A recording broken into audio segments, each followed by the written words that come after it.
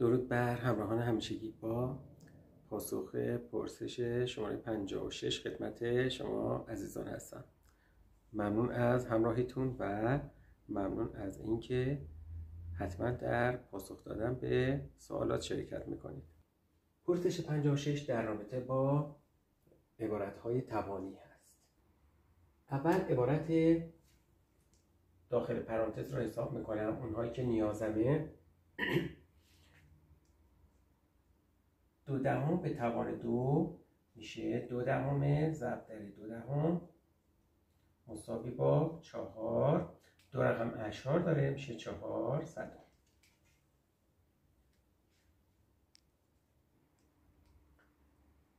1/10 به توان 2 میشه 1/10 ضرب در 1/10 مساوی با 100. اینو دقت کنید، این 2 به توان 4 یعنی قرینه 2 به توان 4، قرینه 2 به توان 4.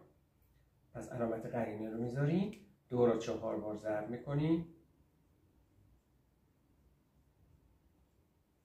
که حاصلش میشه داخل پرانتز میشه 16، پس میشه منفی 16.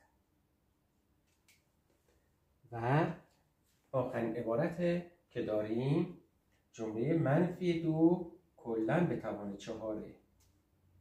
یکی از مواردی که باید دقت میکردیم اینه که علامت منفی آیا داخل پرانتزه یا داخل پرانتز نیست. این مطلبی بوده که مورد توجه طراح سوال بوده. خیلی خوب، منفی 2 به توان 4 یعنی منفی 2 رو 4 بار ضرب میکنیم که حاصل میشه مثبت 16. تعداد منفی ها وقتی مثل اینجا یه عدد زوج هست جواب چیه؟ مثبت میشه.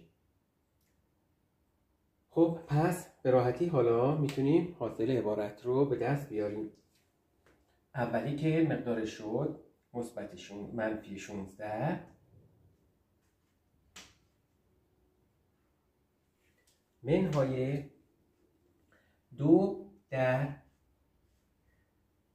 2/10 به توان 2 که مقدارش شد 400 منهای 1/10 به توان 2 شد 100 به اضافه منفی 2 به توان 4 هم مثبت 16. بسیار خوب. حالا ابتدا طبق ترتیب عملیاتی که بلدیم حاصل عبارت داخل پرانتز رو پیدا میکنیم. 400 منهای 100 میشه 300. بعد میبایستی از اینجا تا اینجا رو حساب کنم. منفی 2 ضرب در 300 میشه 600. 600 منفی. و حالا میبایستی که جواب پایانی رو بنویسم، میشه منفی 16 منهای 600 به اضافه 16. خب همونطور که ملاحظه میکنید دوستان، 16 منفی با 16 مثبت قرینه هست میشن. حاصل چیه؟ منفی 600 هست که گزینه دوم جواب هست.